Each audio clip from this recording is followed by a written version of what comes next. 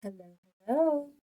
Welcome to Biblically Speaking. I'm your host, Cassie and Belina, and I'm excited to talk to you today. Today is going to be a little bit different and it's going to be a little bit shorter because it's going to be not your typical episode. Typically, what we do here on the episode is I bring on a PhD or I bring on an expert and they tell me a bunch of truth about the Bible. I ask a bunch of dumb questions and we all learn together. But, sometimes PhDs are busy, and so I didn't have anybody to come on the episode, which is fine. We've got some amazing guests lined up in the coming weeks. I'm so excited to learn about the topics that we're going to learn about. We've got Revelation, we've got Jonah, we've got Noah, we've got more Revelation, we've got oh my gosh. And then we've got a very special guest that you've already seen on the internet. If this is kind of, your algorithm, I don't even want to say his name, but it's really big. Really, really big. I mean, I could equally say that about all my guests, but whatever. That's not what's happening today. What's happening today is we're going to talk about my testimony. And if you're here to learn, then I'd probably sign off. I probably wouldn't listen to this episode. I'm doing this episode because a lot of people have asked. And I initially wasn't going to do this episode. I wasn't going to talk about myself because why? That's not the purpose of this podcast. The purpose of this podcast is for us to learn about the Bible, to be vulnerable about what we don't know, and to create a community of encouragement. That's really the purpose of this podcast and this channel or whatever you want to call it. So me sharing my testimony is really just to show you guys how God has slowly and gently guided me here. And I hope that that can give you encouragement to trust the gentle nudge that you might be feeling from God. Because I didn't trust it soon enough. It took me a really long time to trust what God was so clearly trying to get me to do. Because at the end of the day, say what you will about my content, this is a success. I am learning about God. You're learning about God. We're talking about God. God is now centered in our lives. That's a win. It doesn't matter if there's X amount of followers, any deals on the table. It doesn't matter. We've already won. We've already crossed the finish line. I'm still celebrating. Where was I? This is so weird talking to myself. Yeah, I mean, today is really just to encourage you. I mean, I'm not here to boast about myself. I'm definitely struggling with that, not making this very popular podcast about myself. How can you not? I'm human. It's getting attention. Of course I'm going to try and take credit, but I can't. That's something that I'm working on and I can't. This is all about Jesus. It's all about the word. And today I'm going to talk about how he's really guided me. So, how did this begin? How far back do I go? Just a little bit about me is I was raised in a Christian household. I've mentioned that in the past, but I was raised in like a Christian household, not like in the like oppressive kind of way, but in a way where every time I got in trouble in high school, we would essentially come back to the kitchen table and be like, how does God feel about your sinning and you sneaking out and you doing XYZ with your boyfriend? And that was always like the baseline for comparison. It was never like you're a bad person. It was just like, come on, like God created you for a reason. So like do better. So we were Russian Orthodox on my dad's side, and we were charismatic non-denominational on my mom's side. And I spent the first 18 years of my life going back and forth every other week to either his church or her church. So we were in it. We did the whole Russian Orthodox Christmas in January. We stayed up all night for Easter. We learned like one Russian phrase, which was "He is risen." Like, I would not say that we are devout or Orthodox ourselves, but we experienced it. And now, as an adult, I can appreciate it and find the utter beauty that is Russian Orthodox. Just the church experience itself resembles heaven. And if you've never tried it, go with a friend. If they're speaking Russian or Greek, you will not understand a word, but it will be beautiful. Okay? So my point is, raised Christian. And then as an adult, you want to be XYZ, you want to be mature. And I wanted to be mature in my faith because obviously I was raised in it. My siblings are raised in it. My mom's on fire. My dad's on fire. My family's on fire. But I'm not on fire. And as an adult, I'm like, I should know God by now. I should love God. I should know what it feels like to talk to Him. I should be devout and have devotions. And I just simply didn't. But one thing I can tell you is that throughout my childhood, I was praying, God, I want to want you. I want to want you. I remember doing that in high school, going to youth group or whatever. Like, God, it seems like a really good idea to know you. But if I'm going to be honest, I don't want it. I love my sin. I love what I'm doing and I don't want to change. But I wish I did want to change. I wish I did experience you. It seems like a good thing. Praying that. And then let's see. You go through college, you graduate. I moved to a different country. So I was very far away from my family. I was isolated, but I still had that youth and that mentality of partying and not being disciplined in any way in my faith. But I did find a church in that country. I was living in Thailand. And that was a really great place for me to create a community that was the closest thing I had to family. I didn't have anything else. It was like me and my friends, so church was kind of my version of family. And I know that every church does this now, at least, but when I showed up to that church and I was homesick and I was far, I walked into those doors and they said, welcome home, which, like, to hear that in Thailand in English when you're so homesick was like a hug. It was just like a soft hug. And I loved that church. But I remember really struggling with my faith specifically in this time period in my early 20s and just like wanting to know more, but no community. I had my church, but most of that was Thai people, and I was trying to be friends with white people, me just being closed-minded, I guess. But my point is that there wasn't any like external accountability. It was really hard for me to like be surrounded by Christ. And I remember going to like a couple church services, or I think I went to like Monday night things at the church. And I went up to the pastor. It was a husband and wife, and they were awesome. But I went up and I was like, hey, when you talk about Paul, do you mind like giving some background on Paul? Or when you go into like a chapter of the Bible, do you mind like giving some context as to like what was going on with this chapter? Like, I knew nothing, kind of like right now. And she's like, maybe you should go to school. Like, maybe you should go to school for this and study more. And I'm not going to do that. I don't like school. I don't like studying. I don't do well reading. I needed someone to spell it out to me. And like, I wanted to know, but who was I going to turn to? I just felt without resources. I'm sure you're thinking like she could have done 10,000 more things, but I didn't. All right. That's where I was in my life. I was not resourceful. I was not prioritizing it. I just wanted it to be handed to me. And I think that's how a lot of young Christians feel, if we're being honest with ourselves. Sure, you could spend your afternoon studying, you could pay for schooling, you could research in your free time, but that's time. Like, you still want to know, but like at the end of the day, if we're being honest with ourselves, we just want someone to answer our questions. We want to ask somebody smarter than us. That's much more efficient. And then we both know more. And I really wanted to know more. Okay, so what happened next? So I'm living there. I had one friend. She was awesome, much more Christian than me. She was a Mennonite, actually, which was really cool. And she was working in human trafficking in Thailand. She was a really, really cool person. So we would talk about God over lunch. And I remember one time having a lunch with her where we were just joking around about how amusing the Bible is. Not like in the way of like, isn't it such a joke? And not at all. That's not at all what we're saying.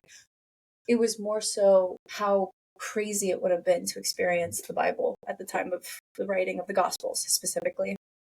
And what it would have been like to be a disciple. I mean, we've talked about this on this podcast, how Jesus did some crazy stuff. He said some crazy stuff. And even in context, that would have been pretty shocking to experience in real time. And we were just finding joy in that. And we were like, gosh, I wish this was a podcast. We got there. We said that, hey, we should have a podcast. Aren't we funny? And it had me thinking, is there a podcast? Is there a podcast out there that where like two people talk about the Bible in like a non-churchy way, and then they explain the context of the Bible so we can like understand what's going on and get to know God on like a personal, honest level? Like, oh my gosh, there it is. So I searched and I searched and I searched, and it was probably like uh, 3 years later.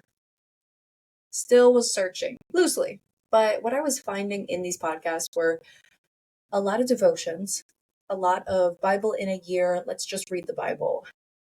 And the Bible recap is a great example of what I was listening to, where they talk you through all the verses. So it's like one topic, but it talks you through all three gospels, let's say, that cover the same event. And then it gives you a little bit of background. So that's an amazing podcast that I was listening to, but it still didn't hook me in. For whatever reason, it just didn't work. And so it's 3 years later, still haven't found it. Still want God, but I don't. But I am experiencing him more. And I think what really changed my life was when I started reading both fiction and nonfiction books in Christianity. That's just what worked for me. Is I read Crazy Love by Francis Chan. And that was, I mean, he is the most human. he's a human, I'll tell you what. No, the way he put the way that we're supposed to know and love God was so simple and yet impossible. Like when you read it, you're like, you're right, that does make sense. But will I do it? No. Why? Why won't we just do it? And he's the reason I say our purpose is to know God and love others. That line in that book has stuck with me. It's so simple and so clear. That is our purpose on earth, to know God and to love others. So that hit me in the gut. And I knew it would. I was warned that reading Crazy Love would change my life. And I was like, oh, I don't want my life to change. And then it did when I read it. At the same time, I read a book called The Book of Longings by Sue Monk. And that was a fictional book. Maybe not. I don't know. Some of you might have conspiracy theories. But it was from the perspective of a young Jewish girl who married Jesus. So now you see what I mean. And I think reading a book from the eyes of somebody who was married to Jesus and saw him as a husband, as a woman, that changed. The one, like, Jesus is supposed to be our husband, our father, our friend, like all of these things in our lives that it's really hard to think of somebody. Nobody in our life is that. How can I possibly have emotions that can't exist for anybody on earth? So you can't ever picture Jesus as like your husband that loves you in that way. He loves us in many ways, but that does include, like, we are his bride. That is my point. We are his bride. How do I look at him as my groom? That book did it. And obviously, like, the climax of the book is when Jesus is crucified.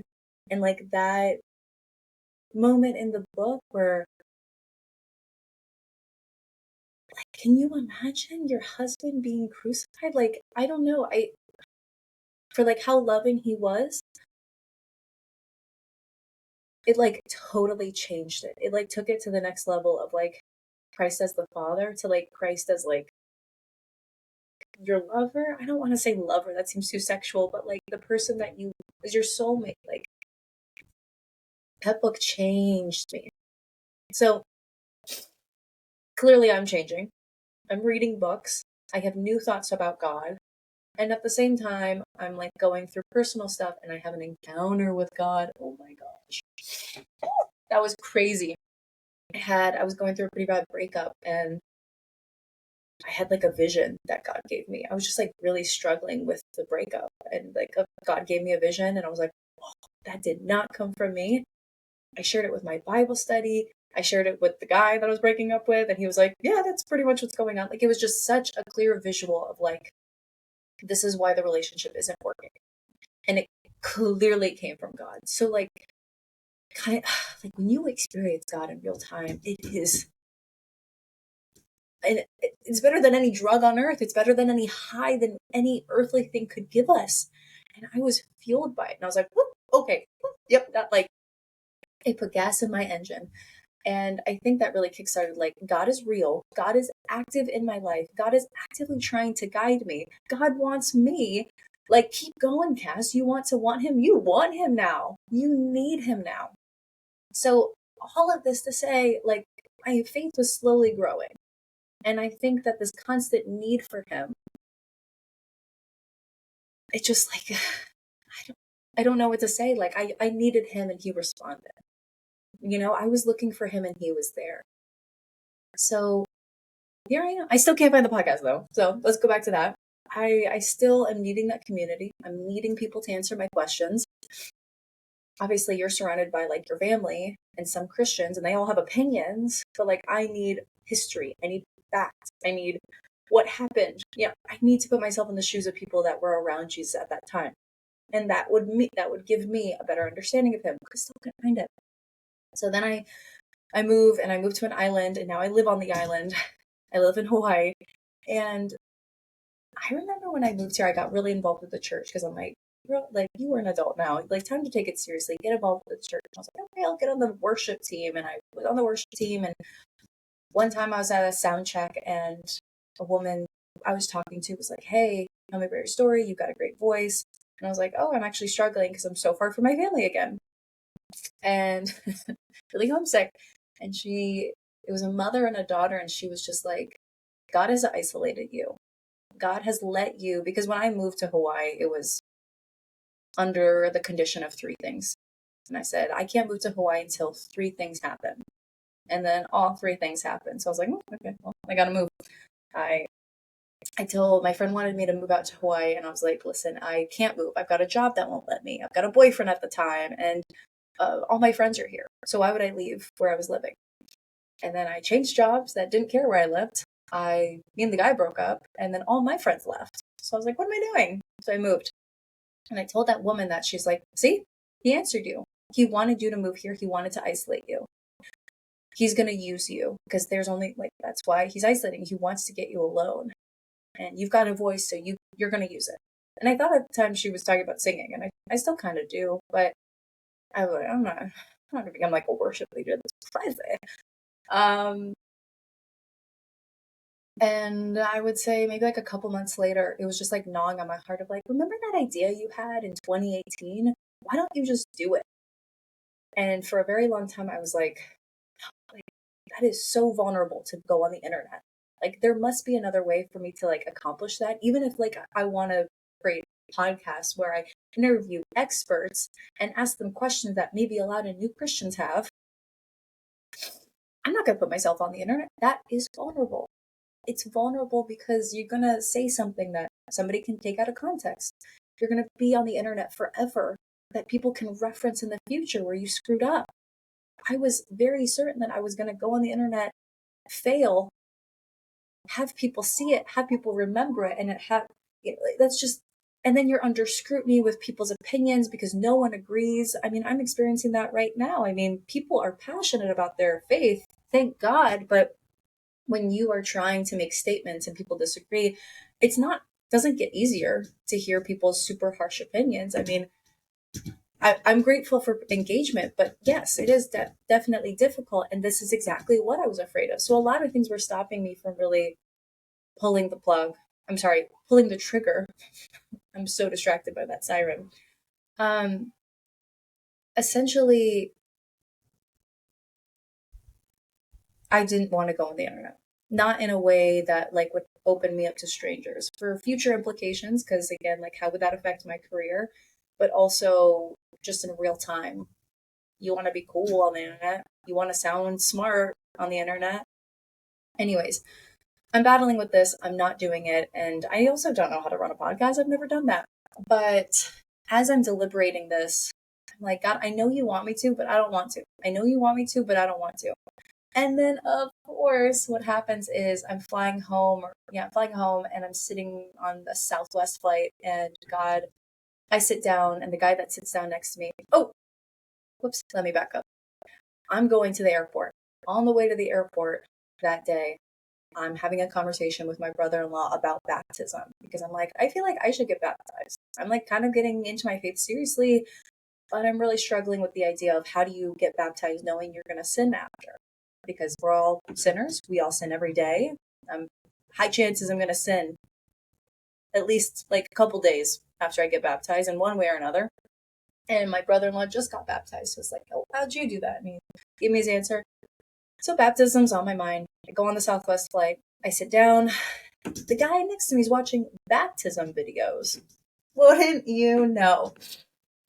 So, of course, the Holy Spirit is like, talk to him.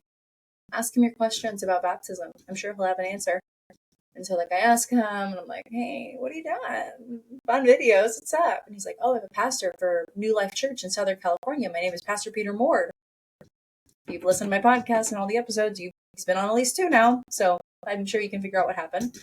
But you didn't know on that plane, I was like, okay, so I should probably like talk to him and ask him all my questions. I didn't. It was not the vibe, if I'm going to be honest. His family was interacting with him. He was working. And I knew that the Holy Spirit wanted me to talk to him, but I was like, God, like, if I'm supposed to talk to him, he's got to come to me. Which, like, is kind of a big ask. Like, this man who's working and with his family has to approach me, a single woman. Like, I know it's a big ask, but, like, I'm not going to do it right now. So we don't speak on the flight. I get off the flight. I've got my noise-canceling earbuds in. I'm pretty unapproachable. We have not spoken. He taps me on the shoulder, and he's like, hey, here's my card. Come check out our church if you're in Southern California, or give me a call. And I was like, I will give you a call. I was like floored. I was absolutely floored that I was like, oh, okay, yeah, I'm supposed to talk to him. I call him a couple days later and he's like, and I was explaining to him my apprehensions to even do the podcast. And I thought that maybe he'd be like, yeah, that makes total sense. Instead, he didn't. And he was like, sorry, Cass, but you got to do it. I was like, what? He's like, God chose you. This is clearly on your heart. You haven't stopped thinking about it. God wants you to do it. So that means you have to. You have to be obedient to that. I was like, what? Like, the pressure's on. Because at that moment, I didn't want to, like, I was half in, half out. And then, like, someone's telling you have to do it. That's even scarier. So I was like, I don't even have a PhD to interview. I don't know anybody in this field. Like, I wish I did.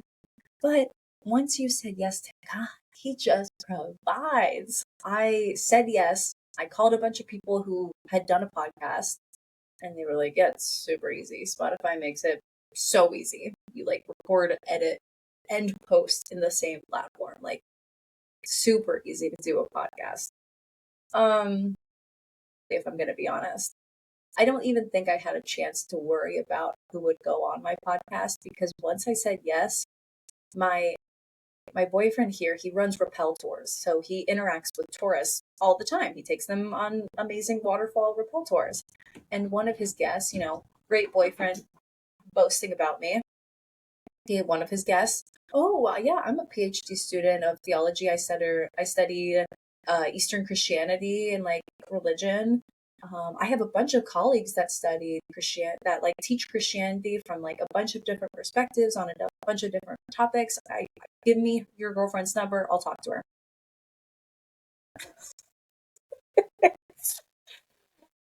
I call up the guy. He's amazing. He refers me to a bunch of people those people refer me to a bunch of people. I am in no need. I call up the pastor. And I just start like winging it. At this point, I had an idea. Like, God totally provided people at the exact time I need. Like, if I had access to those people before I said yes, like the momentum would have died out. It wouldn't have really worked out because it would have been too soon. Or if I would have said yes too soon and not had anybody, then I probably would have lost my own interest in it and I would have felt hopeless. So the timing was so perfect. And of course, I came in with my own plans. I have so many plans and they never work out. I mean, when we make plans, God laughs.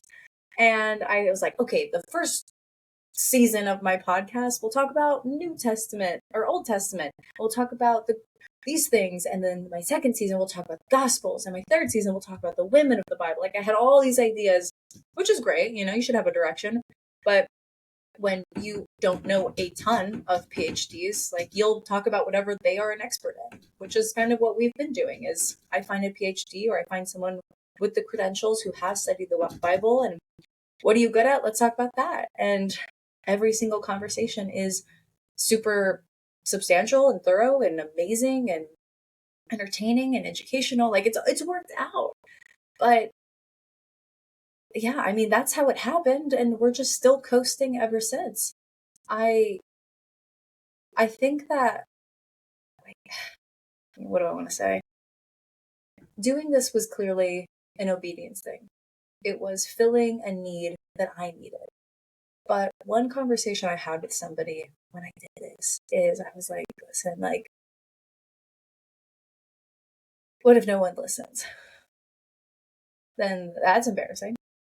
And the girl I was talking to was like, yeah, but like maybe you're the only person that's supposed to listen. Like maybe God is making you do all of this just so he can talk to you. So he can like start getting alone time with you. Like he can get in your head and like make you ask questions. Like maybe all of this is just for you, Cass. Or maybe all of this is for one person. Like, isn't that already a win? And it totally is. At the end of the day, this podcast truly has made me start talking about God in every conversation I've had. Whereas before, I would be afraid to mention him. This platform has given me an opportunity to say, like, this is what I do in my free time. And it's also given other people to say, oh, I didn't know about that topic. I'm like, you're curious about the Bible? Let's talk. And then, like, that is a fruit. That is a fruit. I used to always wonder, like, am I producing fruits? Am I producing fruit? What are the fruits of my faith?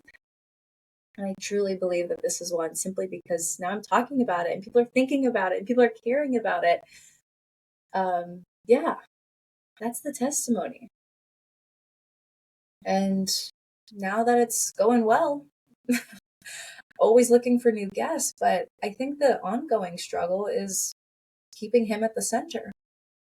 Because how can you not let it go to your head when thousands of people are commenting and liking and following you?